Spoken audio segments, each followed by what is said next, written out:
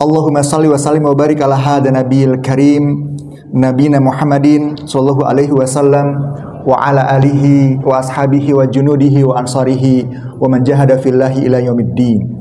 Ya ayyuhalladzina amanu ittaqullaha haqqa tuqatih wa la tamutunna illa wa antum muslimun. Hadirin yang Allah muliakan, jamaah Masjid Al-Ikhlas yang berbahagia, bapak-bapak, ibu-ibu, para orang-orang tua kami, guru-guru kami, para sahabat, para remaja yang Allah muliakan. Alhamdulillah kita bersyukur kepada Allah Subhanahu wa taala di malam yang cerah ini. Alhamdulillah nggak hujan ya. Kita dapat kembali berjumpa, dapat kembali bertemu dalam majlis yang sama-sama kita cintai ini. Semoga Allah Subhanahu wa taala senantiasa merahmati kita semua, memberkahi kehidupan kita. Kita berdoa semoga jamaah yang hadir hari ini, jika ada hajat Allah mudahkan hajatnya, yang punya urusan Allah mudahkan urusannya, yang sakit segera Allah sehatkan insyaallah, dan yang telah mendahului kita Allah berikan tempat yang terbaik di sisinya. Amin amin ya rabbal alamin. Hadirin yang Allah muliakan, kita lanjutkan kajian kita tentang tazkiyatun nafas. Hari ini kita membahas tentang bab baru, yaitu tentang ilmu.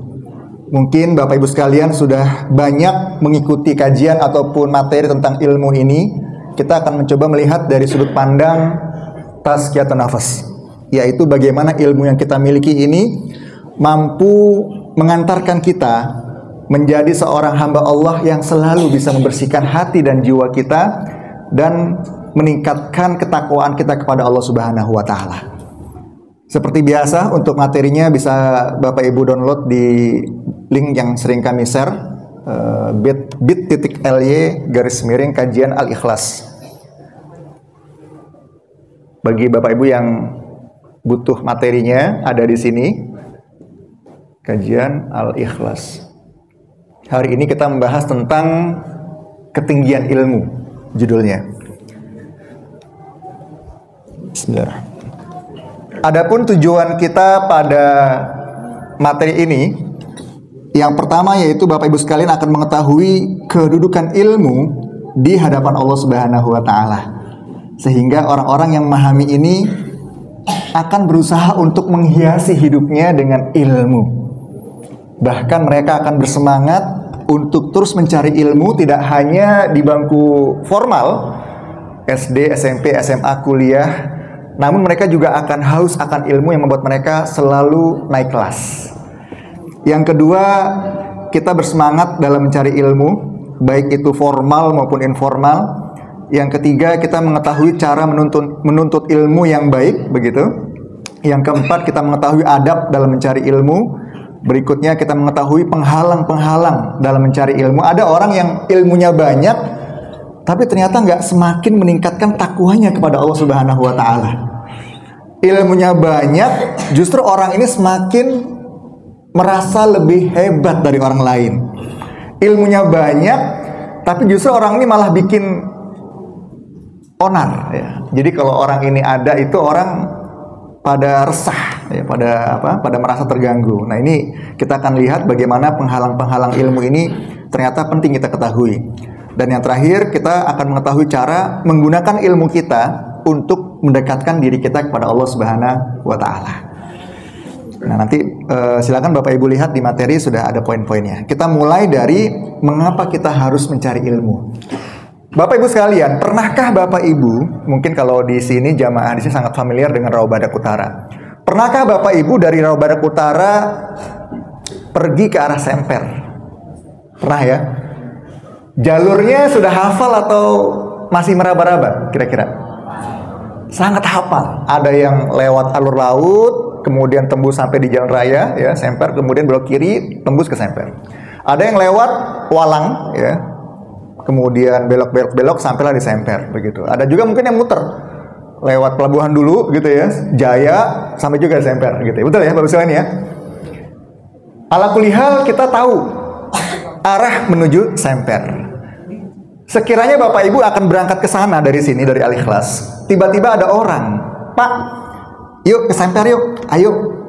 Tapi kita ke arah Senen dulu. Ditunjukin Bapak Ibu arah ke arah Senen. Kira-kira Bapak Ibu bisa nggak membedakan, oh ini nggak bakal nyampe ke semper nih gitu, atau ngikut aja? Gimana Bapak Ibu sekalian? Nah, Bapak Ibu akan sangat mudah mendeteksi bahwa itu jalur yang salah. Jalur yang salah, karena semper itu ke arah apa? Timur ya, ke arah belok kiri. Sementara Senen ke arah barat begitu. Tapi bayangkan kalau yang hadir di sini orang yang asalnya dari Bandung, belum pernah ke Semper, datang ke tempat ini gitu ya, ketika naik ojek sama abang ojeknya diajak ke arah Senen. Kira-kira orang ini bisa komentar nggak kira-kira? Orang baru ini nggak bisa komentar karena dia nggak tahu tentang Semper. Itulah perumpamaan tentang ilmu, Bapak Ibu sekalian. Ketika kita memiliki ilmu, maka ilmu itu akan menjadi cahaya bagi pemiliknya. Dia akan bisa membedakan mana baik, mana buruk, mana benar, mana salah. Sehingga ketika ada setan yang membuat dia was-was, dia bisa membedakan mana benar, mana baik, mana salah, mana benar, mana salah, mana baik, mana tidak baik, begitu. Itulah kira-kira gambaran tentang ilmu. Maka seorang mukmin harus paling bersemangat dalam mencari ilmu. Nah, mengapa kita harus mencari ilmu? Ada beberapa alasan, dan kalau kita baca buku-buku banyak banget alasan mengapa kita harus selalu menuntut ilmu. Tapi yang kami cuplik di makalah kami ada beberapa poin, kita bahas itu pada malam hari ini, semoga sampai waktunya. Yang pertama, ini merupakan perintah Allah Subhanahu wa Ta'ala dan juga Rasul-Nya. Jadi kalau perintah itu dasarnya ketika kita laksanakan kita akan mendapatkan pahala. Ketika kita tidak laksanakan, ya kita mendapatkan dosa. Jadi ini adalah perintah Allah Subhanahu wa Ta'ala, dan Rasul juga sangat menganjurkan bagi umat Islam, mukmin maupun mukminat, untuk selalu mencari ilmu. Di antaranya misalnya kita lihat dalam surat pertama yang turun, ya, ayat pertama yang turun, Bapak Ibu masih sangat hafal tentunya ya. Ayat tentang disuruh untuk membaca. Bunyinya gimana? Ya. Iqra bismi rabbikal ladzi khalaq. Iqra ya, itu menggunakan fi'il amr, perintah, bacalah. Dan memang di antara langkah mencari ilmu awalnya adalah membaca. Kalau Bapak Ibu sekolah, mungkin nggak Bapak Ibu dapat ilmu tentang matematika, tentang IPA, IPS tanpa membaca? Nggak mungkin. Awalnya harus membaca dulu. Maka seorang mukmin harus cinta membaca. Pertanyaannya adalah, sudahkah Bapak Ibu suka membaca? Nah, yang dalam bulan ini sudah baca buku, ada nggak di antara Bapak Ibu sekalian? Angkat tangan, ada? Yang sudah baca buku bulan ini? Nah, yang sudah baca buku, barakallahu fiik, semoga Allah Subhanahu wa Ta'ala selalu menanamkan kecintaan kepada ilmu. Yang belum, yuk kita terus belajar agar kita bisa menjadi orang-orang yang lebih berilmu. Juga dalam surat 58 ayat 11. Ya, surat 58 ayat 11. Ada yang mau bacakan terjemahannya? Nah, anak muda biasanya suaranya lantang-lantang nih. Di antara kegemaran saya ketika taklim itu minta jamaah membaca terjemahannya. Kenapa? Ada interaksi di situ antara jamaah dengan Al-Qur'anul Karim. Ketika interaksi, harapan kita ada rahmat Allah di situ, ada rasa atau sensasi ketika kita baca terjemahan itu. Kemudian juga Bapak Ibu termotivasi untuk melanjutkan di rumah. Jadi kita belajar dari kita, oleh kita, untuk kita. Silakan yang sudah ketemu surat 58 ayat 11, boleh dibacakan terjemahannya.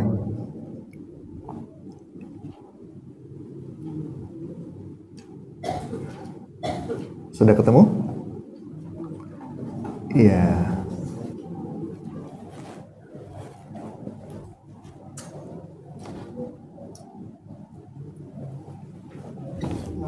Silakan. Wahai orang-orang yang beriman, apabila dikatakan kepadamu, berilah kelapangan di dalam majelis-majelis, maka lapangkanlah. Niscaya Allah akan memberi kelapangan untukmu. Dan apabila dikatakan berdirilah kamu, maka berdirilah. Niscaya Allah akan mengangkat derajat orang-orang yang beriman di antaramu, dan orang-orang yang diberi ilmu beberapa derajat. Dan Allah Maha mengetahui terhadap apa yang kamu kerjakan. Ya, ayat ini menggambarkan kepada kita betapa indahnya mencari ilmu. Bahkan Allah sampaikan di situ, Yarfa'illahu alladziina aamanu minkum walladziina utul ilma darajat. Allah meninggikan orang-orang yang beriman dan berilmu beberapa derajat. Dalam sebuah riwayat disampaikan satu derajat itu perbedaannya kurang lebih 500 tahun perjalanan.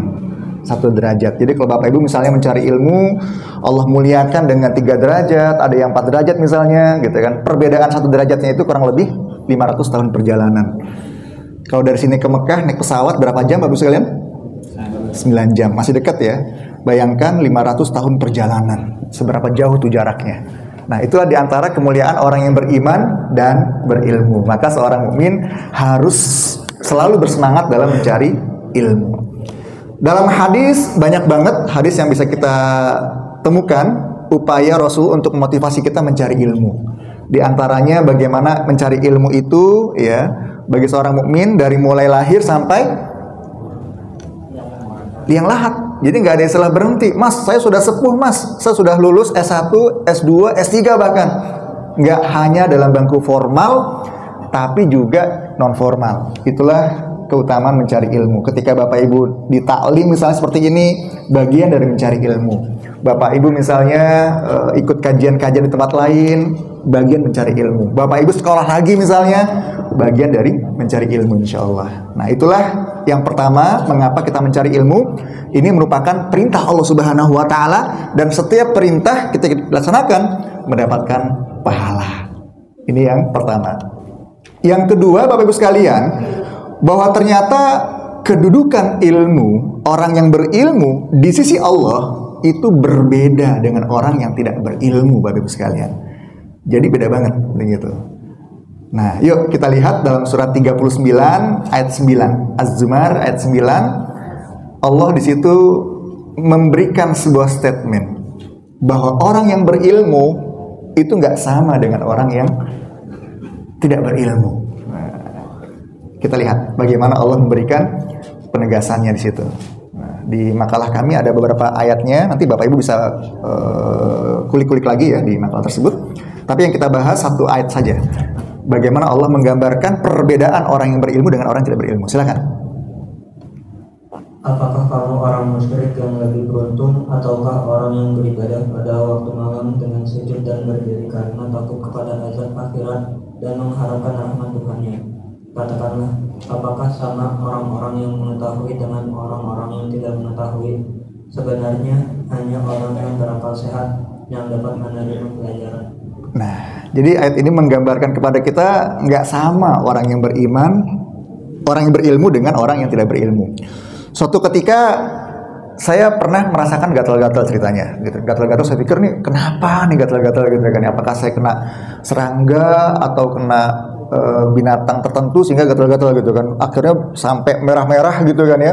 Wah ini kenapa gitu ya? Karena saya nggak punya ilmunya, saya mencoba berbagai cara, minum air kelapa, minum susu beruang, macam-macam. Kata orang ini saya ikutin, tapi nggak sembuh-sembuh gitu kan ya? Akhirnya daripada saya pusing, saya datang ke ahlinya, dokter penyakit kulit ceritanya gitu ya kan. Saya ke sana, ternyata kata dokter, oh bapak alergi pak. Oh alergi apa dok? Ditanya, ditelusuri, singkat cerita, saya alergi terhadap sebuah obat ternyata. Di stop obat itu, alhamdulillah dengan izin Allah kemudian gatalnya hilang. Oh ternyata alergi. Padahal ketika saya tadi nyoba-nyoba, itu beragam makanan saya cobain gitu kan ya. Kata orang makan ini saya cobain, masih gatal juga. Kata orang makan ini bisa, masih gatal juga. Oh, itulah ternyata perbedaan orang yang tahu dengan orang yang tidak tahu. Ketika kita tahu, maka ilmu kita akan mengarahkan kita, Bapak Ibu sekalian, mendapatkan sesuatu yang lebih bermanfaat. Beda dengan orang yang tidak tahu. Nah, inilah perbedaan orang yang berilmu dengan orang yang tidak berilmu. Yang ketiga, Bapak Ibu sekalian, orang yang berilmu itu paling takut kepada Allah Subhanahu wa Ta'ala. Nah, inilah yang menarik. Kajian ilmu ini akan sangat berhubungan dengan tazkiyatun nafas.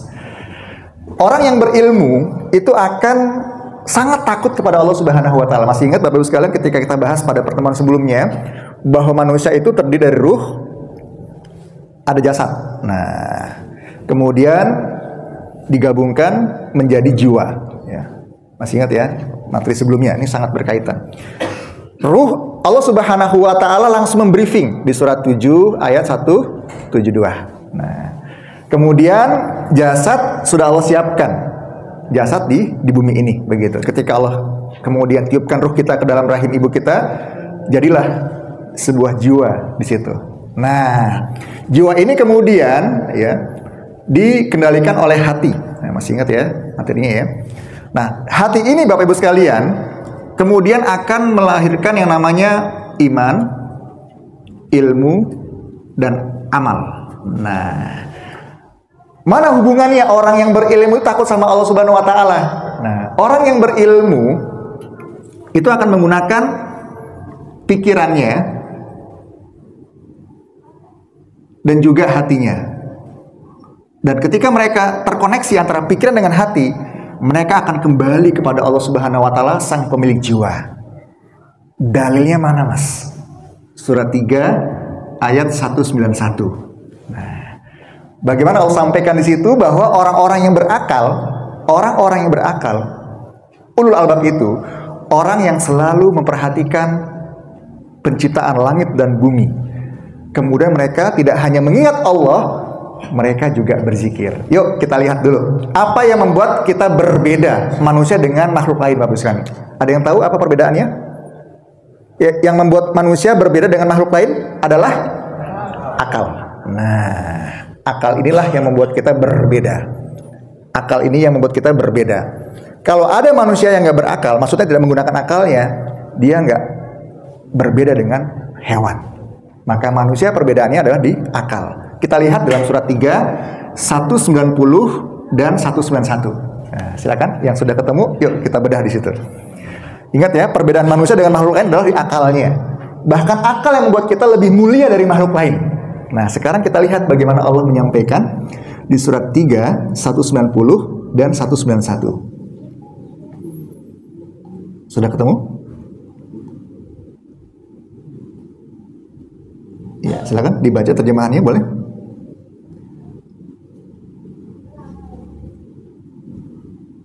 Silakan.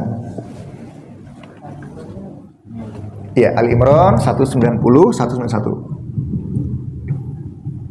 Sesungguhnya dalam penciptaan langit dan bumi dan pergantian malam dan siang terdapat tanda-tanda kebesaran Allah bagi orang yang berakal, yaitu orang-orang yang mengingat Allah sambil berdiri, duduk, atau dalam keadaan berbaring, dan mereka memikirkan tentang penciptaan langit dan bumi, atau seraya berkata, ya Tuhan kami, tidaklah Engkau menciptakan semua ini sia-sia. Maha suci Engkau, lindungilah kami dari azab neraka. Nah, di ayat 190 Allah menyampaikan inna fi khalqis samawati wal ard wa ikhtilafil laili wan nahari la ayatin li ulil albab. Ada istilah ulil albab di situ. Ibnu Katsir menyampaikan di tafsir beliau, yaitu orang-orang yang memiliki pemahaman yang sempurna dan cerdas akalnya. Itulah ulil albab. Kemudian dalam tafsir Al-Azhar ya, Buya Hamka menyampaikan ulul albab adalah orang-orang yang memiliki pemahaman yang luas, ya, ilmu yang dalam. Karena memang dia menggunakan akalnya. Nah, ayat berikutnya Allah sampaikan alladzina yadhkurunallaha qiyaman, yaitu orang-orang yang selalu mengingat Allah. Nah, ini menarik nih. Jadi orang-orang yang cerdas itu, orang-orang yang berakal, yang menggunakan akalnya itu orang yang selalu mengingat Allah, tidak hanya dalam kondisi berdiri, duduk, bahkan berbaring. Jadi dalam setiap kondisi mereka selalu ingat Allah Subhanahu wa taala. Ini terkait dengan materi kita pada pertemuan sebelumnya, yaitu indahnya berzikir pada Allah Subhanahu wa taala. Kemudian mereka juga senantiasa menggunakan akalnya untuk berpikir tentang penciptaan semesta. Nah, di ayat berikutnya Allah sampaikan ketika mereka berpikir, dengan pikiran mereka inilah kemudian sampai pada sebuah kesimpulan, Rabbana ma khalaqta hadza batila. Ya Allah, enggak ada yang sia-sia ya Allah yang Kau ciptakan di bumi ini.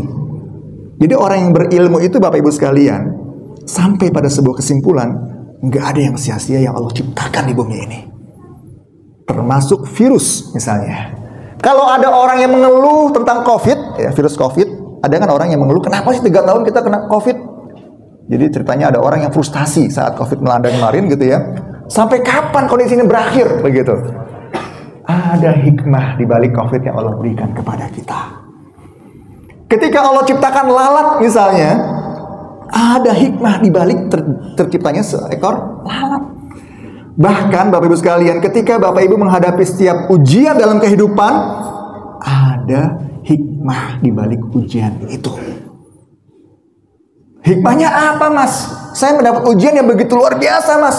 Saya ngelamar kerjaan nggak diterima-terima. Bertahun-tahun, Mas, saya nganggur. Ada yang begitu kan? Saya nyari jodoh, Mas, nggak dapat-dapat, Mas, jodohnya, Mas. Ini musibah, Mas. Dianggap ini musibah. Padahal setiap orang yang hidup di muka bumi ini pasti punya masalah. Betul, Bapak sekalian ya? Suka nggak dengan masalah yang ada? Bapak Ibu suka nggak punya masalah?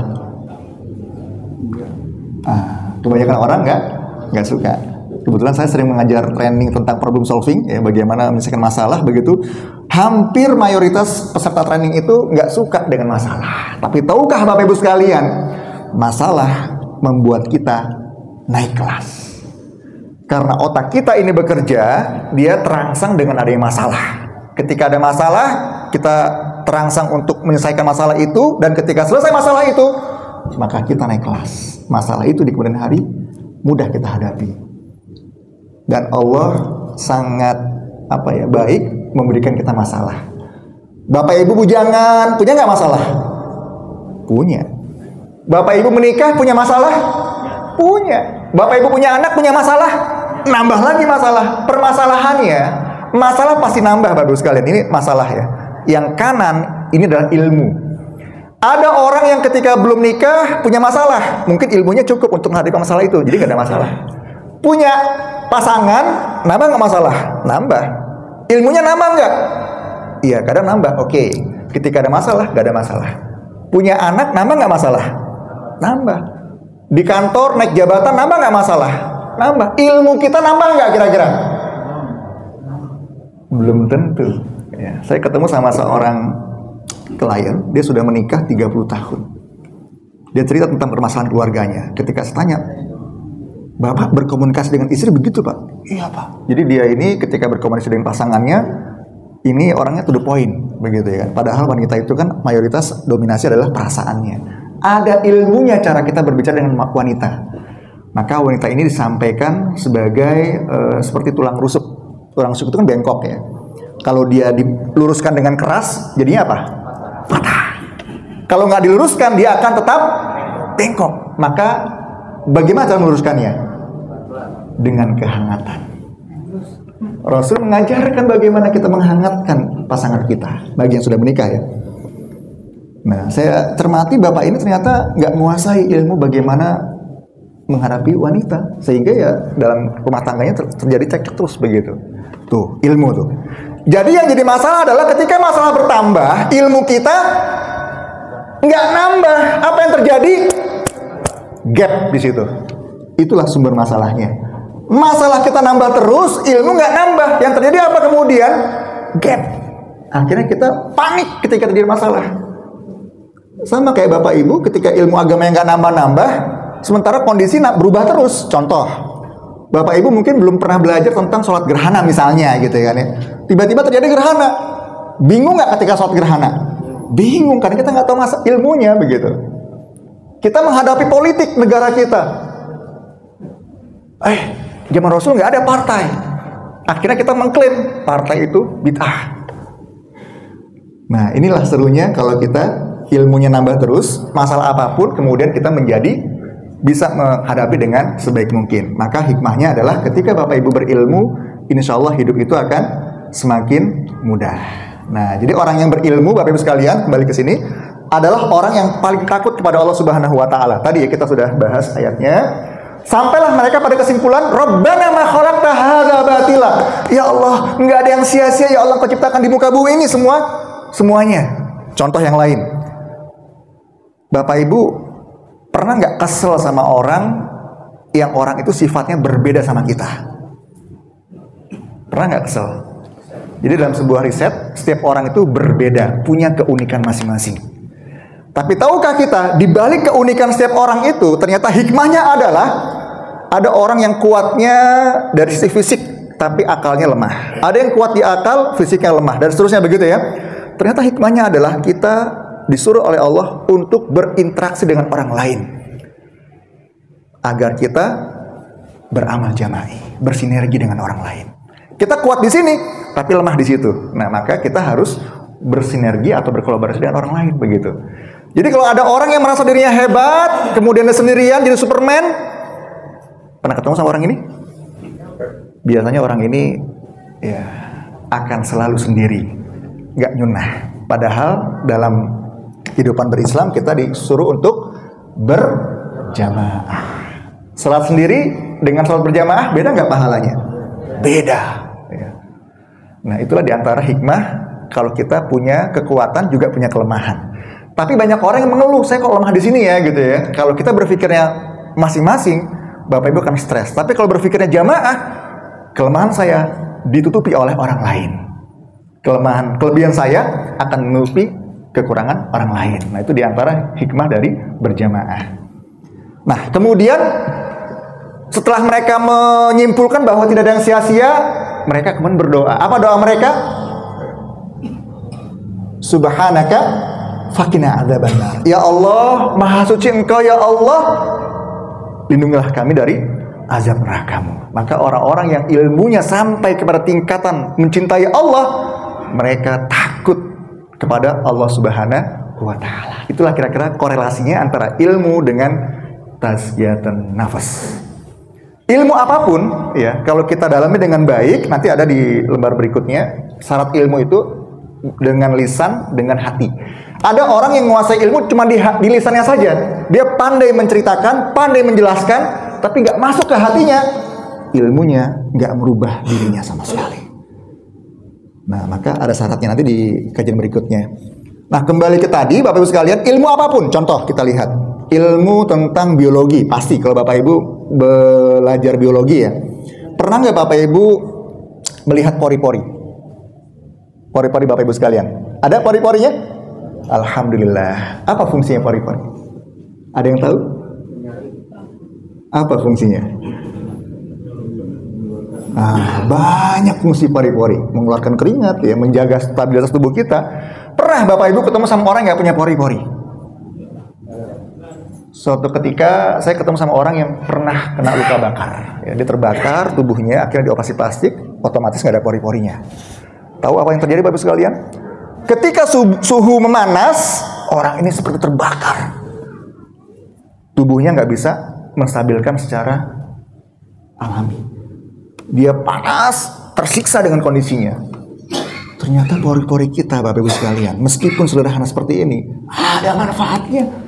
Dan ketika Bapak Ibu paham itu, semakin kita takut kepada Allah Subhanahu wa taala. Pernahkah terbayang ketika kita terluka? Apa yang terjadi kemudian? Ada cairan putih keluar, betul ya? Sel darah putih kita otomatis langsung memprotek ya luka tersebut agar tidak terkena bakteri ataupun kuman-kuman, begitu ya? Dia menjaga, gitu kan ya? Pernahkah kita berpikir, Masya Allah, siapa yang memerintahkan sel darah putih itu untuk bertarung melawan kuman-kuman? Apakah Bapak Ibu sekalian yang memerintahkan? Bukan. Lantas siapa? Maka orang yang berilmu, belajar ilmu biologi, langsung dia connect. Ya Allah, betapa ciptaanmu begitu dahsyat ya Allah. Itu baru luka di kulit. Belum kita bahas tentang jantung, tentang paru-paru, tentang darah yang sirkulasinya itu luar biasa, Masya Allah. Maka orang yang berilmu semakin takut kepada Allah. Ilmu keuangan. Nah, Bapak Ibu yang menguasai ilmu keuangan pernah belajar akuntansi kan ya? Konsep dasar akuntansi adalah keseimbangan. Nah, kalau kita nggak seimbang antara pengeluaran pemasukan, maka ada selisih tuh di situ tuh. Nah, ternyata itu melihat dari kondisi alam semesta yang penuh dengan keseimbangan. Apalagi ilmu yang lainnya. Pokoknya ketika kita belajar tentang ilmu, kita kaitkan. Nah, ketika kita mengkaitkan dengan kebesaran Allah, disitulah ilmu itu masuk ke dalam hati kita. Maka ilmu itu akan membuat kita semakin takut kepada Allah Subhanahu wa taala. Maka Allah menceritakan di surat 35 ayat 28. Silakan dibuka. Surat Fatir ayat 28. Bahwa orang yang paling takut kepada Allah, orang yang punya ilmu. Kalau ada orang yang kurang takut sama Allah, ya mungkin ilmunya belum nyampe.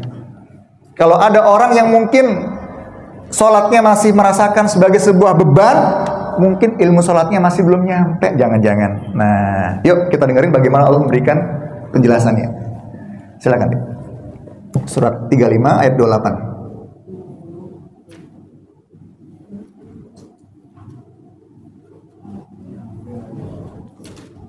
Nah, ini kalau yang sudah terbiasa asik tuh kita berinteraksi dengan Al-Quran. Silakan deh. Dan demikian pula di antara manusia, makhluk bergerak yang bernyawa dan hewan-hewan ternak, ada yang bermacam-macam warnanya dan jenisnya. Di antara hamba Allah yang takut kepadanya hanyalah para ulama. Sungguh Allah Maha Perkasa, Maha Pengampun. Nah, jadi orang-orang yang paling takut kepada Allah ya, itu adalah para orang-orang yang berilmu ya. Namanya orang alim, jamaknya ulama gitu ya. Meskipun ulama identik dengan ilmu agama, tapi orang yang berilmu itu orang yang takut kepada Allah Subhanahu wa taala. Baik, ini yang ketiga ya. Nah, yang keempat, mengapa kita harus belajar ilmu? Tahukah Bapak Ibu sekalian, ketika kita berilmu, maka kita berpeluang punya pasif pahala. Istilah apa tuh Mas pasif pahala? Nih, kalau Bapak Ibu sholat, dapat pahala nggak Bapak Ibu sekalian? Dapat. Bapak Ibu nggak sholat, dapat nggak pahala sholat? Dapat nggak pahala sholat? Nggak. Bapak Ibu baca Quran, dapat pahala? Dapat. Satu hurufnya 10 kebaikan. Bapak Ibu nggak baca Quran, lagi stop nggak baca Quran, dapat pahala nggak baca Quran? Nggak dapat. Tapi orang yang berilmu, contoh nih ya, Bapak Ibu misalnya ngajarin orang cara baca Quran yang baik. Orang itu kemudian ngaji sendiri, Bapak Ibu nggak ikut ngaji, dapat pahala nggak Bapak Ibu sekalian? Dapat, tanpa ngurangin pahala orang itu. Bapak Ibu wafat, orang itu masih baca Quran, dapat pahala nggak Bapak Ibu sekalian? Dapat. Orang itu ngajarin orang lain baca Quran lagi dengan ilmu yang Bapak Ibu sudah berikan. 10 orang itu kemudian orang yang ketiga ya, 10 orang itu membaca Quran, dapat nggak Bapak Ibu pahala? Dapat, tanpa mengurangi pahala orang-orang itu tuh. Bayangin 10 orang itu ada jadi ulama, ngajarin lagi ke orang berikutnya, Masya Allah. Maka orang yang berilmu Bapak Ibu sekalian, ketika dia menguasai ilmunya dan berbagi ilmunya kepada orang lain, ilmu yang bermanfaat, dia berpeluang mendapatkan pasif pahala meskipun orang itu sudah wafat.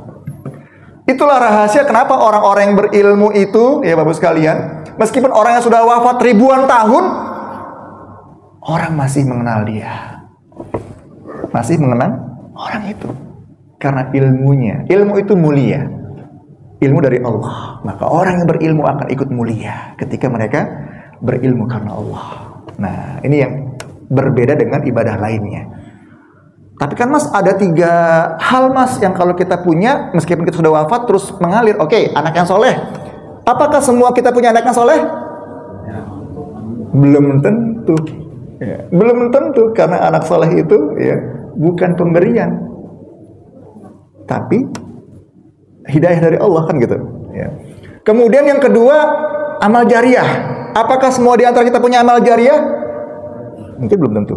Nah, yang ketiga ilmu yang bermanfaat. Nah, ini rasanya setiap orang punya ilmu, harusnya punya dong. Masa puluhan tahun hidup di bumi nggak punya ilmu? Nah, ini yang kita coba jadikan sebagai pasif pahala kita. Nanti kita akan bahas ilmu apa aja yang bisa menjadi pasif pahala. Karena semua ilmu bisa selama dia bermanfaat dan ada keterkaitan dengan Allah Subhanahu wa taala. Nah, yang berikutnya Bapak Ibu sekalian, mengapa kita harus mencari ilmu, menuntut ilmu? Ilmu dapat membuat pemiliknya panjang umur. Nah, ada Bapak Ibu yang pengen panjang umur? Ilmu bisa membuat orang panjang umur. Yang benar Mas? Ya. Gimana caranya? Nah, dalam sebuah hadis disampaikan ya bahwa silaturahim itu bisa memperluas rizki dan memanjangkan umurnya. Ibnu Hajar Al-Asqalani kemudian menjelaskan dalam syarah beliau, panjang umur itu bisa 2 definisi. Bisa jadi mungkin umur kita 60 tahun misalnya takdirnya. Ya, ternyata Allah izinkan kita nambah jadi 70 tahun. Jadi Bapak Ibu takdirnya umurnya 60 tahun nih secara biologis misalnya. Tapi bisa panjang 70 tahun. Loh, dengan cara apa Mas? ketika Bapak Ibu ngajar, ya, Bapak Ibu ngajar, ada orang terinspirasi. Orang itu ngangkat tangan, ya Allah, panjangkanlah umur guru saya, Allah. Kira-kira berubah nggak takdir Bapak Ibu sekalian? Karena doa atas izin Allah bisa mengubah takdir. Bayangkan Bapak Ibu ngajar ke banyak orang, semuanya mengangkat tangan berdoa kepada Allah, maka Allah kemudian bisa mengubah takdirnya dengan doa yang dilantunkan oleh para orang-orang yang Bapak Ibu ajarkan tadi. Itu yang pertama. Jadi bisa berdefinisi umurnya 60 tahun bisa manjang jadi 70 tahun. Atau definisi yang kedua Bapak Ibu sekalian, orangnya mungkin usia 60 tahun, wafat 60 tahun. Tapi ya, namanya terus hidup sampai puluhan tahun. Bahkan ribuan tahun. Yuk, ada yang nggak kenal Imam Bukhari? Siapa yang nggak kenal Imam Bukhari? Beliau sudah wafat berapa tahun yang lalu? Ratusan tahun yang lalu. Tapi sampai hari ini nama beliau masih sangat harum. Betul ya? Setiap saat disebut nama beliau. Imam Nawawi, beliau wafat ribuan tahun, ratusan tahun yang lalu. Tapi sampai hari ini nama beliau masih harum.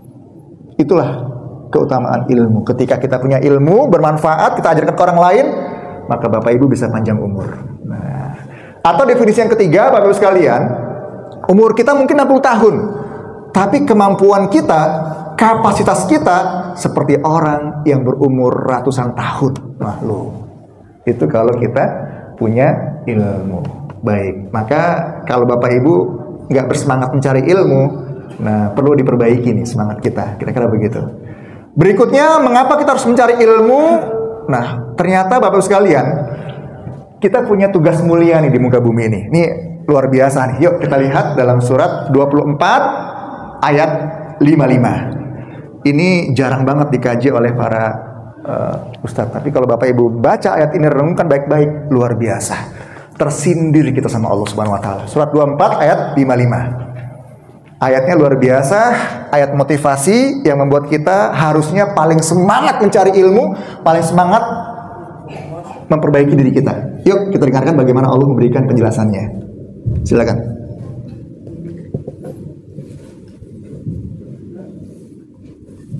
Ya, silakan.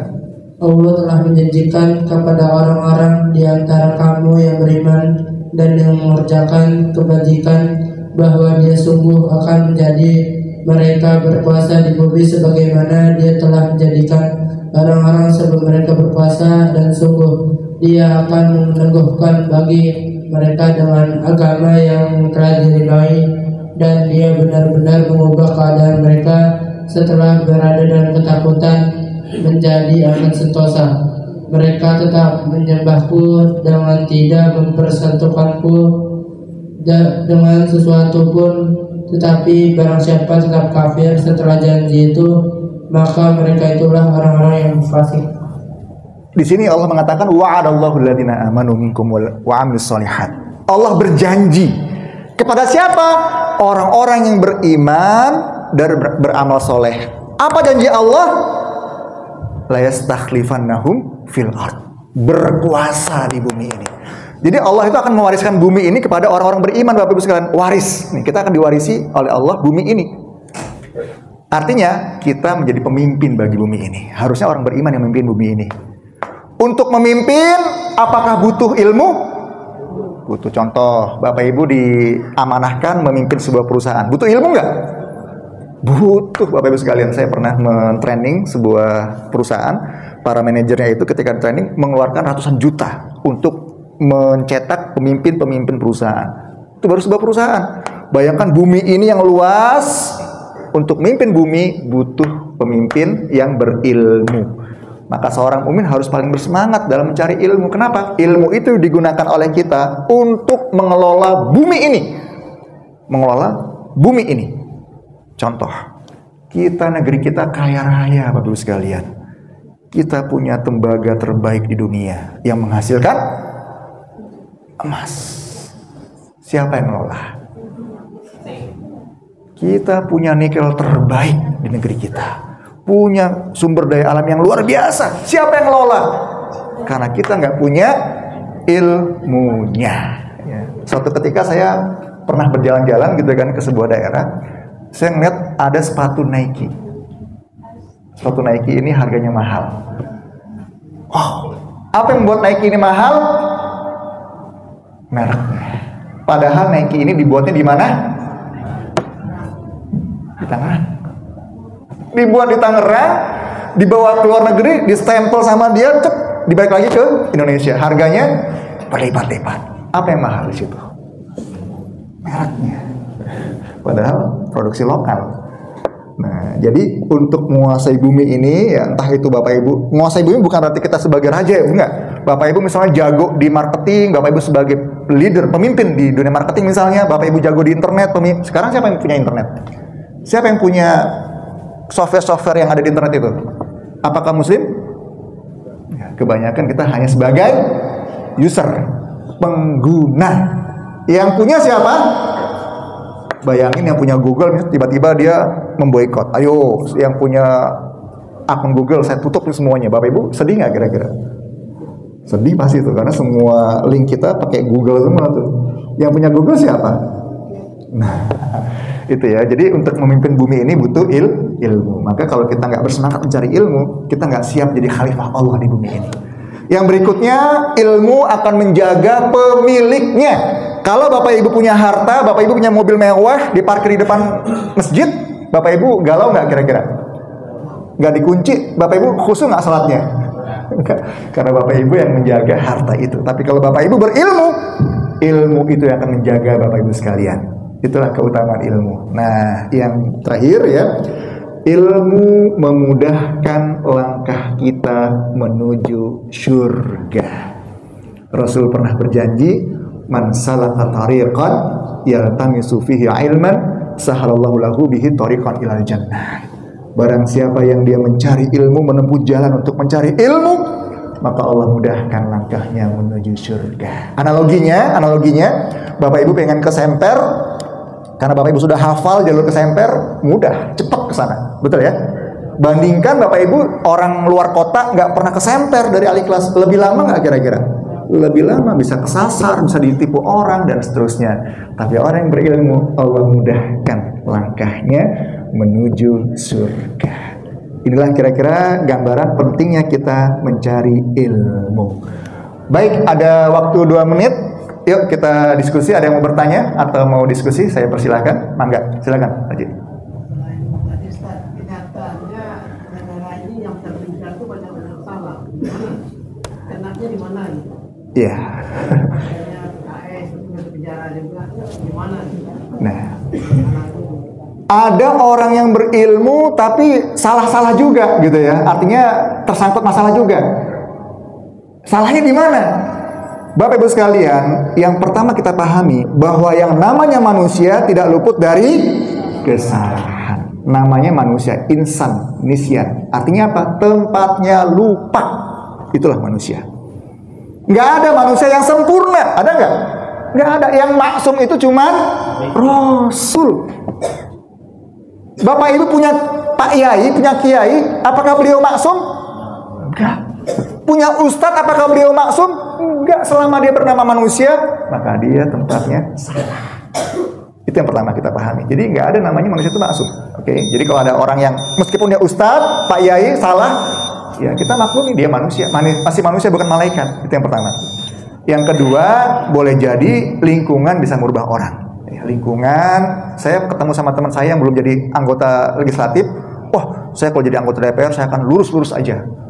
Ketika dia jadi anggota legislatif, dia cerita, merem aja, begini itu uang nempel.